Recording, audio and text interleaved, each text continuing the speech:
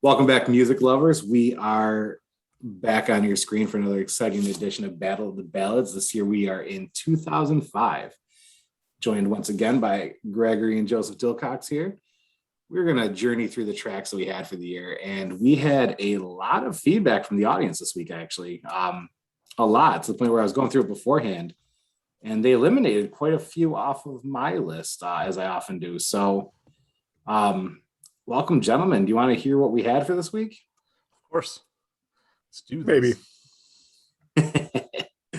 So, Sherry Nutter Timothy kicked us off with Best of You from Foo Fighters, Come a Little Closer from Dierks Bentley, The Boondocks from Little Big Town, and Be Yourself from Audio Slave. Lisa Schrader gave us Touch the Sky from Kanye, and Chicago from Sufjan Stevens, which love that track.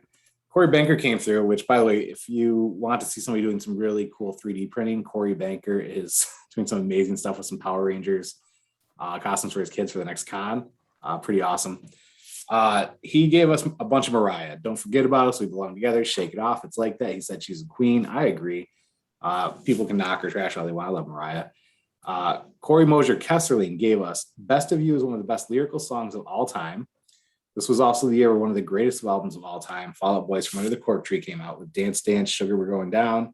I've got a Dark Alley and a Bad Idea that says you should shut your mouth. That's a summer song. He said it's his pick from an underrated gem of an album. He also gave us Jack's Mannequins, Everything in Transit with Dark Blue, I'm Ready, Bruised, and his favorite Rescued. I love that album. I know we talked about it last time. Joe, you're not so much with that one for Andrew Rickman stuff, but I do adore that album. My guy Tom Hernandez said, unquestionably, it has to be Mr. Brightside by the Killers. And I think we talked about how that song made it through every year that it journeyed on. Seamus Gillespie said, how about some Island Rhythm from '05? So he gave us a pretty diverse list that wouldn't normally make it. We got Road to Zion from Damian Marley and Nas, Live at Stubbs from Modest Yahoo, and Closer to the Sun from Slightly Stupid. As an album, he said lots of bangers, but most notably Bandolero and This Joint. I actually, Slightly Stupid is one of those bands I listen to every summer, and then they go away from me until the next summer.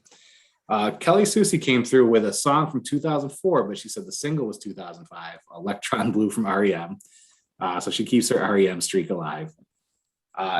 Jen Pop gave us BYOB from System of a Down, Feel Good Inc. from the Gorillaz, Sugar We're Going Down, Fall Out Boy, Wait, the Whisper Song from the Yin Yang Twins, Ordinary People from John Legend, which was my song of the year last year. It was an interesting one because it came out in December of 2004. So it was just hitting the charts in 2005. Fix You from Coldplay and Mockingbird from Eminem. Justin Zane gave us E-Pro from Beck, Bet Country from A7X, Honest Mistake from The Bravery, Save Me from Unwritten Law, Attack from 30 Seconds to Mars, Perfect Situation from Weezer, All Right, Sins Not Tragedies from Panic, The Disco, Lonely Day from System of a Down, and Gold Digger from the ignorant attention whore who ran for president in 2020. His words, Riding from Chameleonaire, Stay Fly from 3-6 Mafia. Ellen, our guest last week, gave us Tonight I Want to Cry from Keith Urban, Best of You from the Foo Fighters, Because of You from Kelly Clarkson, Gold Digger from Kanye, Ponde Replay from Rihanna, Home from Michael Bublé, Bad Day from Daniel Powder, Something More from Sugarland, and Incomplete from Backstreet Boys, which I completely forgot about. Mel Bynum gave us Holla Back Girl. Her husband Christopher gave us Mario Let Me Love You. And friend of the show, Tony D. Romanis, happy belated birthday, my friend, from all of us here. And he gave us You're Beautiful from James Blunt, Beverly Hills from Weezer, Waking Up on September Ends from Green Day, Stricker from Disturbed, and he said, let's enjoy a little Hinder. And then afterwards, he asked that we also shout out some Flyleaf for him because the singer is great. And so we'll do that for you as a birthday gift. Quite the list, though. We got a lot more tracks than we normally get each week. So I thought that was very interesting. And, Gregory and I were talking beforehand about how there's not a lot of middle tier songs. And I'm noticing this is the first time that many people named multiple albums as opposed to songs, which I also find interesting because I had a difficult time finding specific songs. So, Greg, I actually am curious about the debuts for this week simply because I didn't know what quite stood out outside of the few popular ones. And so I'm curious to see what you came up with. There's a bunch of interesting ones, but before that, I just want to defend Tony for a moment because you rushed him. You rushed him with getting you some picks. Just calling him out like that, like Tony hasn't delivered every week with picks. I knew his birthday was coming up and traveling was happening. I wanted to make sure he got him in. I was doing him a favor. Oh, so his birthday is coming up and he's traveling, so you're gonna add stress to him by rushing him? Yes. That's my birthday present. Well, the Tillicox brothers are on your side here, Tony. Always. I don't usually speak for Joe like that, but I figured since I was making Dan the bad guy, I'd lump Joe in on the good side there. So I'll take it. Debuts. There are some interesting ones this year. The Game, his debut album was this year, which is interesting because he kind of was everywhere for a couple years and then fell off fast, even by like flash in the pan hip hop artists go. I mean, this was a big courtship for The Game. Like every record label wanted to sign him, and I was never into it. But yeah, he had that beef with 50, and the next thing you know, like he disappeared, and so did 50, and then we were left with some offshoots of Lloyd Banks and Young Buck for some reason. Well, 50 realized he could make a lot of money doing terrible straight to DVD films. So, and Vitamin Water. Yeah. I mean, well, every celebrity did the Vitamin Water for a bit. LCD Sound System, never a band I've been huge on, but I feel like since this debut album, they've been in the music news steadily since then. Omaron, the R&B guy, who I've never listened to, his debut album was this year. The Bravery, who I just feel are one of those Grey's Anatomy bands, their album was this year. MIA, her first album was this year. I don't particularly care for the first album, but the next album is just banger after banger. Yeah. One of Joe's favorites, Rob Thomas, his solo album was this year. Martha Wainwright, who I've mentioned her brother numerous times, and I mentioned how much I love Martha, but her debut album was this year. John Cena and the Thug and the Trademark debut album. I've never listened to anything but the theme song for him, which is the name.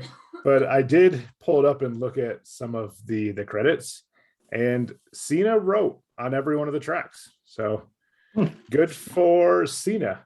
Maria Taylor, who is the lead singer of Azora Ray, she released a debut album that got some folk indie buzz this year. She's continued with that folk indie buzz ever since. The Departure had their debut album, Billy Corgan's solo album, because why not? Clap Your Hands, Say Yeah, their first album was this year. Exactly. My dear friend Amy Wooler just sent me a text that said WandaVision made her heart hurt. So that's an interesting story. Amy has found a weird list to follow all the Marvel stuff that included the ABC series and the Netflix series to watch in order. So she's been doing that, and it's taken her like 4 years. She's only finally starting to get current, so I'm really happy for her. Brandy Carlisle, Paramore's debut album was this year. Ali and AJ's debut album was this year. Their new album that came out this year was also really good. Rihanna's first album, Joe's favorite Andrew McMahon project, Jack's Mannequin, the debut album. Another very Grey's Anatomy band, the Fray, their debut album. Pussycat Dolls, very Scrubs band. Thank you very much. Either way, the album was absolutely incredible. I feel like they were in multiple Grey's Anatomy episodes, but they were only in one Scrubs episode, even though it was like a pivotal moment for them. It was their first. Scrubs did it. Scrubs did it. Pussycat Dolls, who, yes, they are musicians and not just some weird performance act. Probably the most interesting album of this year, in continuing with a Danger Mouse takeover of cool music, is Danger Doom, which was MF Doom and Danger Mouse. Rest in peace, MF Doom, who did pass away earlier this year, surprisingly. But this was a great album. James Blunt's debut album, the Veronicas' debut album, Rev Run. Kind of weird he didn't release a solo album before now, but he didn't. That coincided with his MTV show, right? I think so, yeah. Yeah. Another rapper who'd been around for forever and was just kind of a staple in Southern hip hop was Bun B. His debut album was this year. Wolf Mother, I mentioned how much I loved that EP last year, but their debut album then came out this year. T-Pain changing music for the better after this first debut album. Bo Bice, his debut album, and in the next couple of years, he's kind of everywhere. But the most important debut album of that year is Creed frontman Scott Stapp releases his solo album, which I assume bombed since Creed got together shortly after. I think when Alter Bridge was bigger than Scott Stapp, he was like, oh, maybe I do need the band. I don't know. But I think he went to rehab, right? And then he did his solo stuff, and then he was like, yeah, I gotta do something else now. But like Mark Tremonti was all over the place. Everybody wanted him on their projects. And so it wasn't just like this, let's reunite Creed, because somehow in the rock world, Tremonti became much bigger than Scott Stapp. Yeah. I think it's funny that you mentioned Bo Bice's debut album, but not Carrie Underwood. I don't know anything about Carrie Underwood. I if I saw Carrie Underwood's name listed, I would have just skipped over it. I'm not gonna lie. Oh, I just think it's funny because she beat him that year in American Idol. On Idol. I forgot to mention Ruben Stutter's debut album too. This is your sorry for 2004. I'm just gonna say it for him. To quote the big guy. Yeah, whatever. Other than Kelly Clarkson, has any American Idol like changed pop culture and preeminent to some extent? Like, I think Bo Bice is probably the next closest since he was around for years and years, and Clay Aiken did some television, but I think Daughtry maybe he's still kicking around, but I mean, it's not. When I think of him, for some reason, I don't think American Idol at all. I feel like it depends on what you're considering, because if you're considering pop country, it's Carrie Underwood, and it's not close. Well, and I don't consider pop country ever. Oh. People are going to be mad about that, I'm sure, because we do get a lot of pop country suggestions and straight country. I don't consider pop country. I mean, it did give us Jay Hudson and Dreamgirls, and so I'm forever grateful for that because I love that.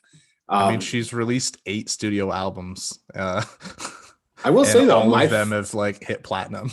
My favorite album coming out of American Idol was actually Justin Guarini's album, which I loved and I still listen to.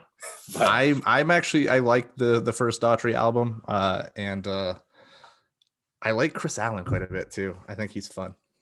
I think I stopped watching right before that. Joseph, before we turn this into American Idol Battle of the Ballads, what do you have for us for this amazing year?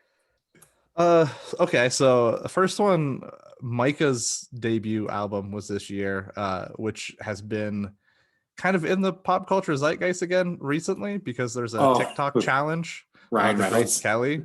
Well, that was the most popular one, or the biggest one, of course, was Ryan Reynolds and Will Ferrell. But it was a whole challenge that started on TikTok of singing the chorus of Grace Kelly. But off that album, Grace Kelly and Happy Ending are both great songs. But that album is a mess. It does not know what it wants to be. Halfway through, like tracks 5, 6, 7 just turn into disco. Mm-hmm. Just like in the middle of this album, it doesn't make sense. It does not know what it wants to be. I don't know anything about this album. I don't know anything about this TikTok challenge. It's not a great album.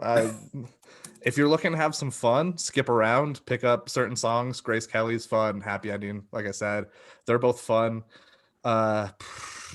It's like somebody did a group project and nobody talked to each other first and just threw everything together. And then presented it together the next day. And then he's got the song "Big Girl, You Are Beautiful," which I think is supposed to be empowering, but it doesn't come off feeling the same way as something like Meghan Trainor, All About That Bass, where it's kind of about more like loving your own body, where he's telling big girls he loves them. And it just comes off completely differently. And maybe in 2005 it didn't. I don't know. But it doesn't feel right. It's an interesting album. Sounds like you should have saved that for a fetish site. Probably. Bright Eyes, of course, had 2 albums this year. I'm not going to really talk about them because I think Gregory might have a little bit more on that. But First Day of My Life is off of I'm Wide Awake, It's Morning, and I love that song. Unwritten Law had another album. I think this is probably the 3rd time we've mentioned them. Save Me was off this one. It's kind of the only one that really jumped out at me on this specific album. Daft Punk. This is my favorite Daft Punk song, The Television Rules the Nation. I don't know why. There's just something about that song that I fall into every time it's on. The Decemberists, a band Gregory's talked quite a bit about. I don't really know a lot about the band really, except I know I love We Both Go Down Together. Song's a lot of fun. I heard it on Conan one time and was hooked. But just that song, I don't know why. Fall Out Boy I talked a little bit about last year, so I'm not going to go into them again. Foo Fighters, of course, they had a pretty massive album this year. And this is a band I've talked about a lot, and they're not the top song this year, so I'm just going to kind of mention them quickly. DOA and Best of You are both off this. Amazing songs to your live. Great album.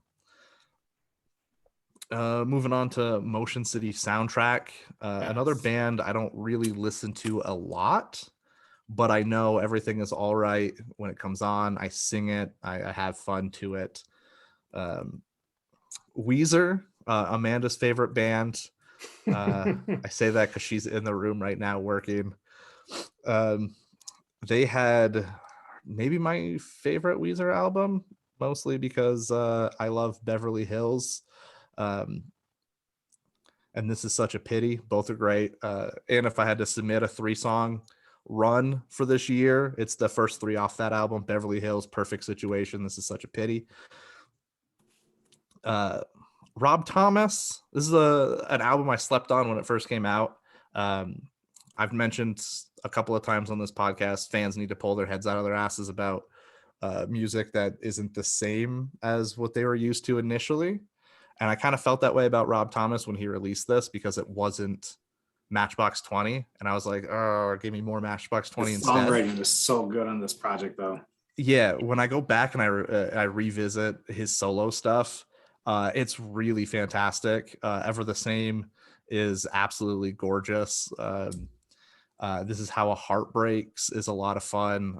Just the entire album, and like I said, I slept on it back in 2005. And you know what? Shout out to him for doing one of the first dual discs to come out when they thought those were going to take off and save CDs. He was one of the first ones to release an album that way. Also had a cameo in iZombie because the showrunner is Rob Thomas. Panic at the Disco. This is another band I didn't listen to much in high school or around this time period because it was not cool at the time, and I was really concerned about being cool. Going back, I love Panic at the Disco. I think Brendan Urie's voice is fantastic. Kamisato and Time to Dance are both off this album, and those are 2 of my favorite. Coheed and Cambria, again, another one I've talked ad nauseum about. This is the 3rd album in their first 5 set. Welcome Home, The Suffering, both kind of massive hits. For my money, I would take 10 Speed and The Telling Truth. But I'm not going to dwell too much on that because I think the listeners probably get sick of me talking about the same 4 bands every year. The Fray was mentioned. For me, I know How to Save a Life was off this album, was kind of the bigger hit, I think. I prefer Cable Car, and I prefer it being called Cable Car because they later changed the name of it. And at the time I was like, yeah, well, I knew it when it was still Cable Car, and was kind of hipstery about it, like a jackass. OK Go just makes fun music. The entire album, just listen to it. They're just fun. How It Goes Again, or Here It Goes Again, of course, a lot of fun. And the album or the videos are always some of the best to watch. They always do something fun and creative with them. Jack's Mannequin, threw it on there because, again, I love Andrew McMahon. Kind of passed over most of this time period in his writing. But I do know the big ones, the hits: Bruised, Dark Blue, both off this album. Jason Mraz, Wordplay, came out this year. One I don't listen to a lot, but when I hear Jason Mraz, I'm always kind of about it. Carrie Underwood, who Gregory so rudely skipped, had her debut this year. Some Hearts, the song's actually a lot of fun. It's very Is well she the written. one married to Tony Romo? No. No, I think she married a hockey player.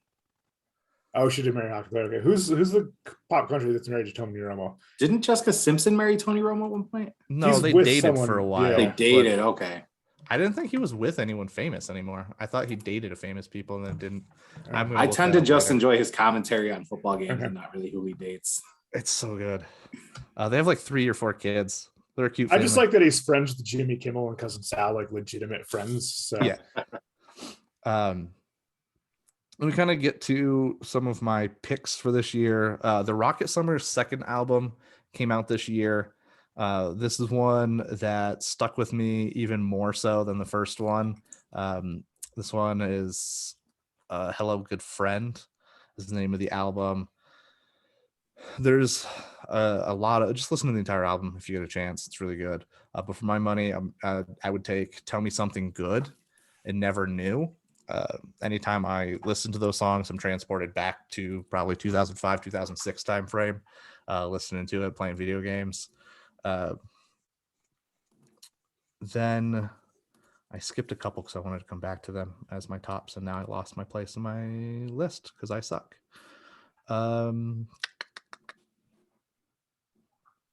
I guess just Not a Surf. So Not a Surf this year came out with The Weight is a Gift.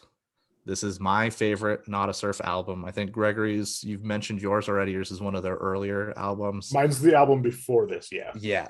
I would take this every day. I love this album. I can put it on, put my headphones in and zone out or get stuff done, whatever the case may be. It's absolutely beautiful. It's got a great message in some of the songs. Do It Again, of course, talks about, dealing with the weight of everything as a test to find out how much you can actually deal with. Always Love, obviously it's right there in the title. It's always taken the loving path, and I think that message is great.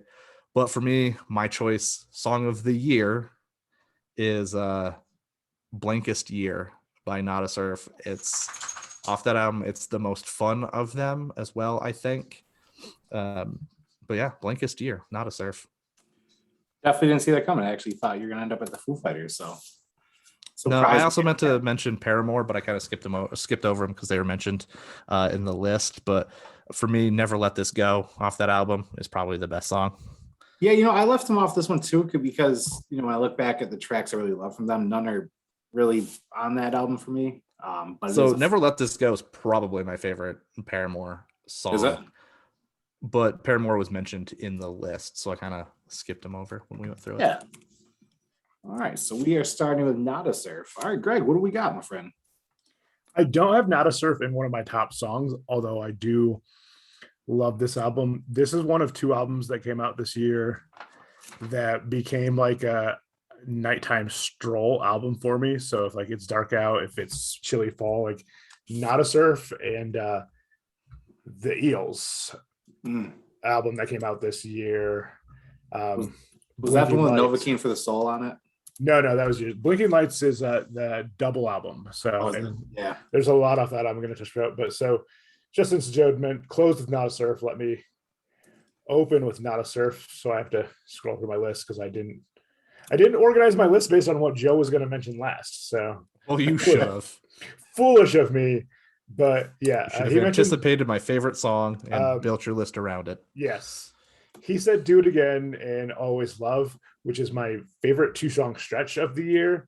And All Is a Game is another one off that album that I just absolutely love. But so, yeah, Joe mentioned 2 Bright Eyes albums that year. One of them was Digital Ash and A Digital Urn. So there are 2 very different albums released on the exact same day. Digital Ash, if the title doesn't give it away, is more of a digital indie pop album, whereas I'm blanking on the other one right now, but that's Wide Awake This Morning. Yes, it's a more of a folk album. But Arc of Time, Take It Easy, parentheses, Love Nothing, both off the Digital Ash album. We Are Nowhere and It's Now, Landlocked Blues, Road to Joy, First Day of My Life, Joe mentioned. If you see every once in a while, some hipster website will do Bright Eyes covers. It'll honestly be like 10 songs. Seven of them will be people covering First Day of My Life. It's a great song. My problem, I think, with that the Wide Awake Morning is there was a couple Landlocked Blues and Road to Joy were songs he'd been playing on tour for many, many years. And I liked the live versions that had leaked out better than the two that recorded. And it kind of put a sour taste in my mouth for that album. And then Digital Ash, Digital Orange is one of those albums that it's harder to pick just a track off. Like put the album on and just listen to it front to back. It's just how it should be listened to. Queens of the Stone Age. Little Sister was this year. That's my favorite Queens of the Stone Age album. Joe mentioned The Decemberists. He mentioned We Both Go Down Together. Also The Sporting Life, 16 Military Wives. And the Mariner's Revenge song, which when I saw them, it was in a hall. So like this was where the Traveling Broadway plays in Pittsburgh, and we saw the Decemberists there. So it wasn't a raucous place to see a show. And so when they played Mariner's Revenge song, they had a giant inflatable whale. The accordion players just dancing around the stage, playing her accordion, like jumping into different groups, like singing. It was just like this epic thing. And I was like, this is the most punk rock thing I've seen from a folk band ever. So my good friend Sherp and I have been arguing for years over the most punk folk rock band, whether or not it's the Mountain Goats or it's the Decemberists. So if you've seen both of them live, please comment. But especially if you agree with me, it's the Decemberists. But yeah, both great bands, become fans of both of them. Beck released an album, and then he released a remix album of that album.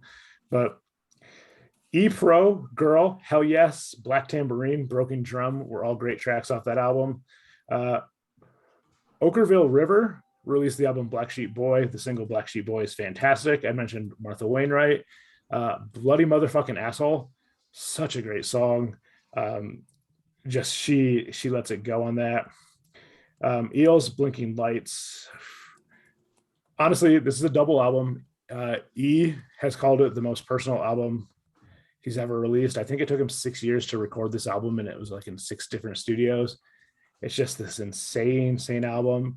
Pivotal 2 is the last one he had on DreamWorks Records, which if you ever wonder why Eels were in so many soundtracks back then, it's because he was on DreamWorks Records. So they probably paid less royalty when it's on something they own. But Trouble with Dreams, Suicide Life, Railroad Man are a couple of that double album. But this is another album, just listen to it. It is a double album, but some of the things, especially like the theme from Blinking Light and Blinking Light Revisited, are all shorter, like just quick interludes between tracks. Spoon released a great album this year. Sister Jack, I Summon You, and Was It You are all tracks I love off this. Common released a great album this year, and this was the last great thing Kanye did was produce this album. Go and Testify are 2 tracks off that I love. Dirty Little Secret from all the All-American Rejects. I know people kind of revolted on that track because it was everywhere, but it's still such a great track. Mm-hmm. Death Cab for Cutie released probably my favorite album of theirs. I Will Follow You Into the Dark's the standout track there. Against Me released a really great album this year. My 2 favorite off that album, though, are Unprotected Sex with Multiple Partners and Don't Lose Touch. Don't Lose Touch is a staple when they play live, and it's always just so good. Parting Gift and Please, Please, Please off that Fiona album that came out that year. Smart Went Crazy from Atmosphere. It's just a great one. I mentioned the MF Doom.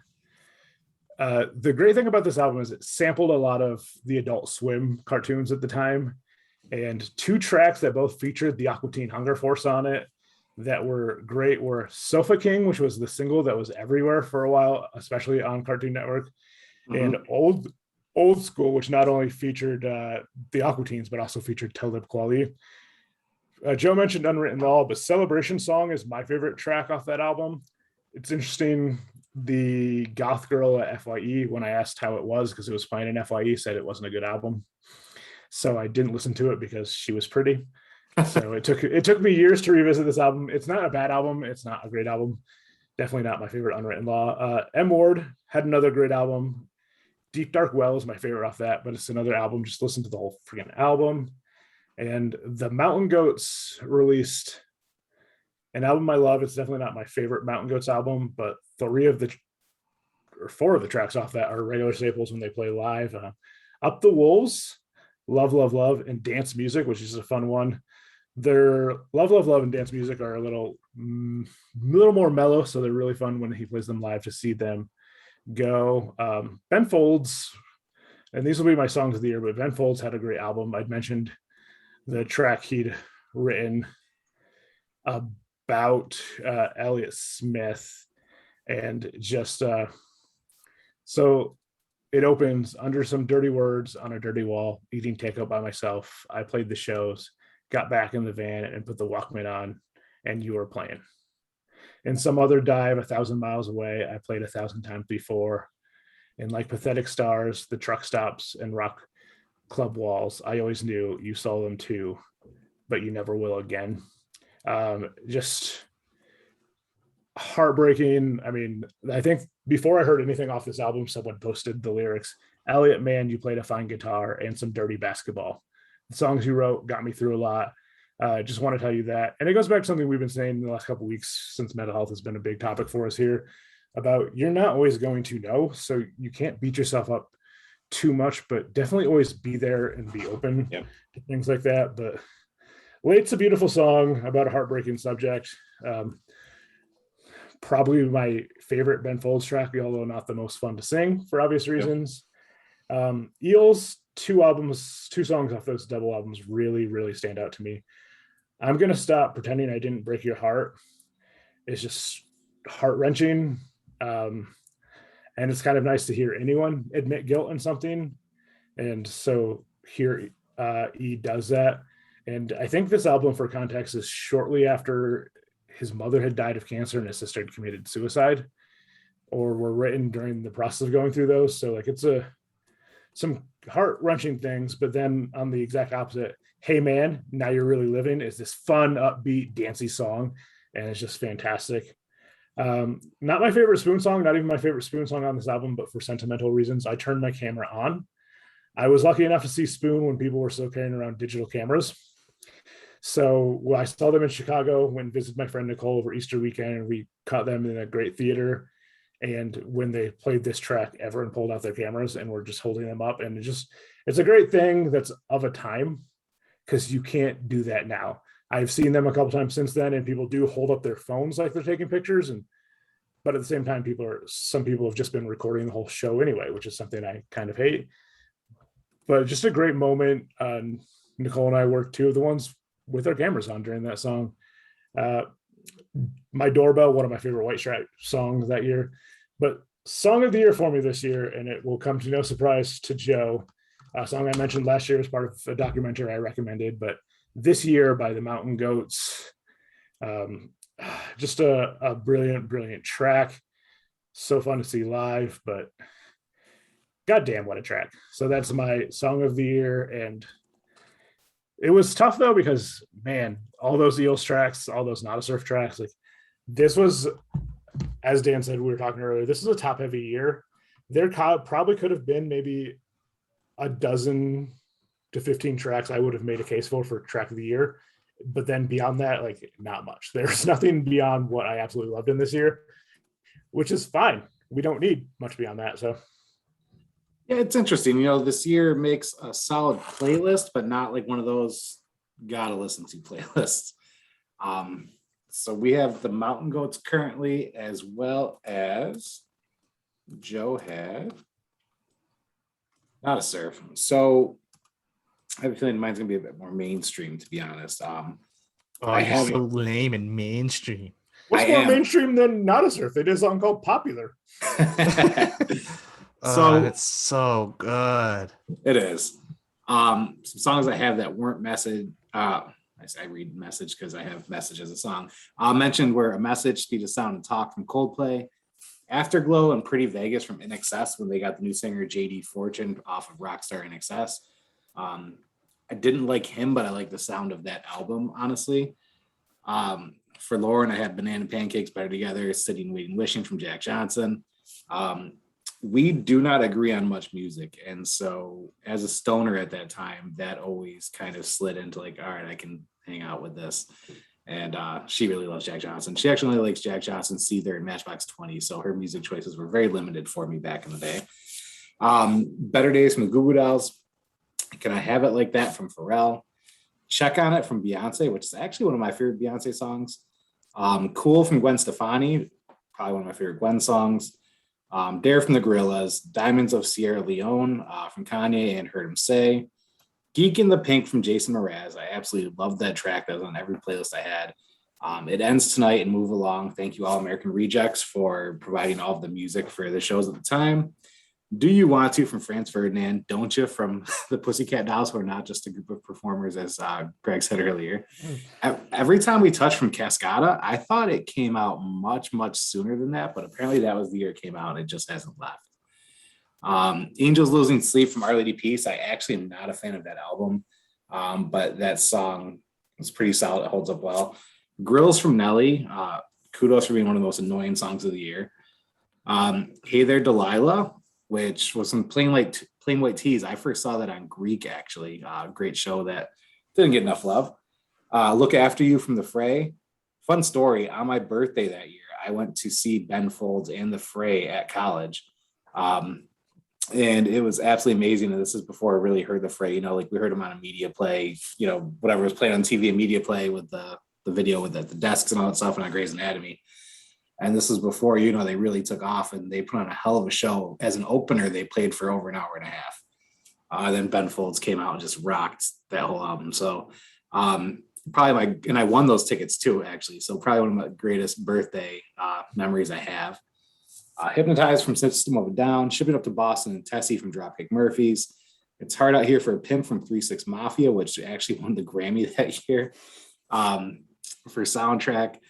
Laffy Taffy from D4L. I had Lonely No More from Rob Thomas as my track off that album, but really any track off that album was great. Bastard and Jesus Land by Ben Folds from that album. The whole album was just freaking amazing. Top-notch album. Yeah, I mean, this was his best charting album up until Way to Normal in a couple of years. So, and I was mowing the lawn the other day after I'd gone through songs, I found myself listening to, you know, that whole album while mowing the lawn and stuff. Like, just love Ben Folds. Lose Control from Missy. Making Memories of Us from Keith Urban. Nikki FM from Hawthorne Heights. O from Sierra. And then somebody I discovered that year from the NXS, the Rockstar NXS show, was Ryan Starr, who had already had an album ready to go from Songs from the Eye of the Elephant. And if you've not listened to it, it's one of the most haunting albums I've ever listened to, but with so much heart in it. And he wrote all the songs and did all of the music on it. But We Might Fall, Back of Your Car, Losing Your Memory, and Perfect are just some amazing, amazing, well-written songs if you're into singer-songwriters. Remedy from Seether.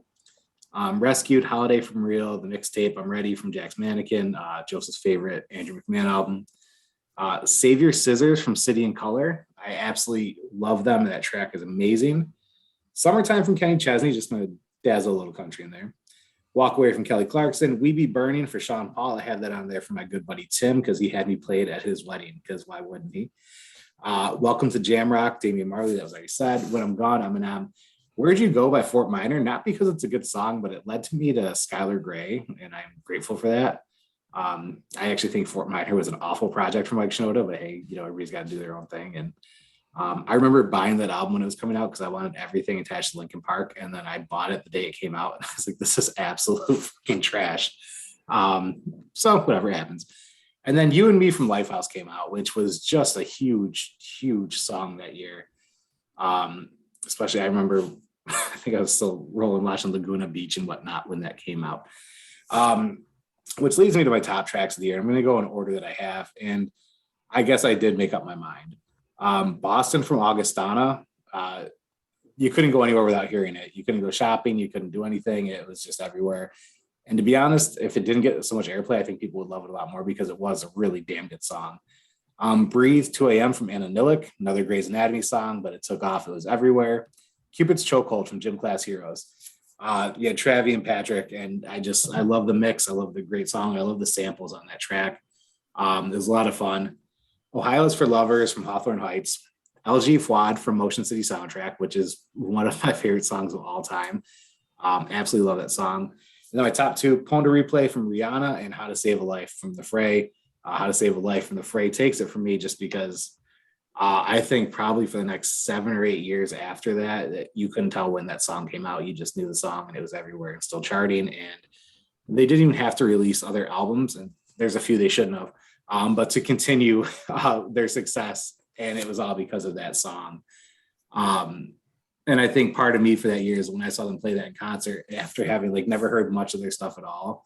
And they just sucked me in completely without me knowing anything. Just this little bald man on the stage playing piano just completely took me.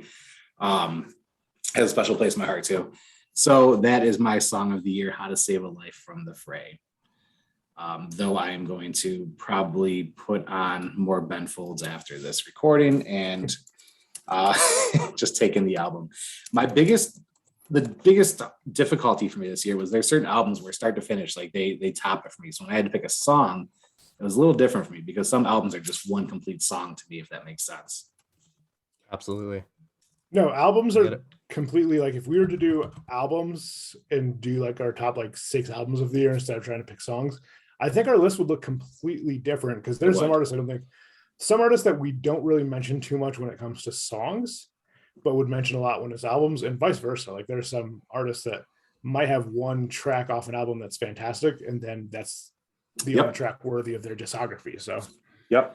I mean, because I think if I were to go albums that year, I would have actually picked Ben Folds or Jack's Mannequin, to be honest, when it comes to like my album preference. But none of them had the songs that topped it for me. It is just this is the first year I really encountered that where I was like, oh, I kind of just want to name this whole album. And I think it's going to get tougher for me because when it comes to modern music after like 2007, I pretty much turned my back on modern stuff and went back and listened to my old stuff. So I was literally just talking to Gregory about this morning.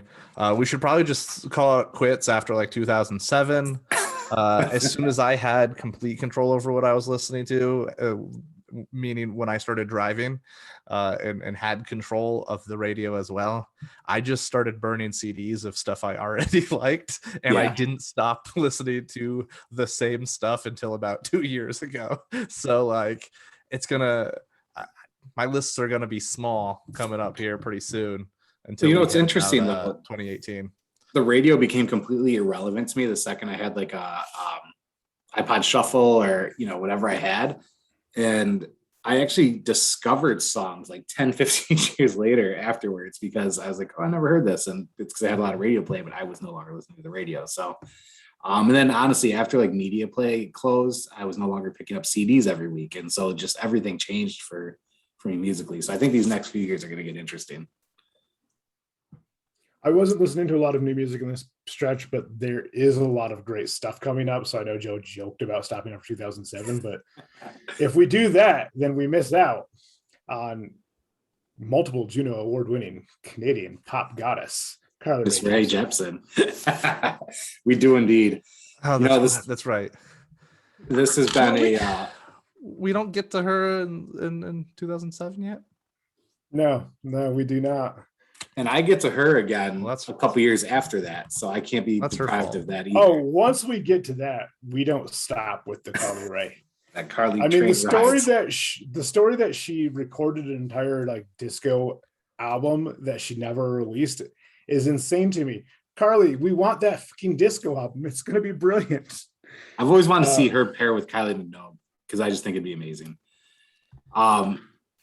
Gentlemen, okay, fine. We can stop after 2008 after her debut album. No, because she has another album that's absolutely phenomenal later on. Now she doesn't have a bad album, honestly. Like truly not a bad album. Any plugs, my friends? Go ahead. I was just gonna throw out the idea, and I thought about this when Joe was talking about the Fray in Cable Car.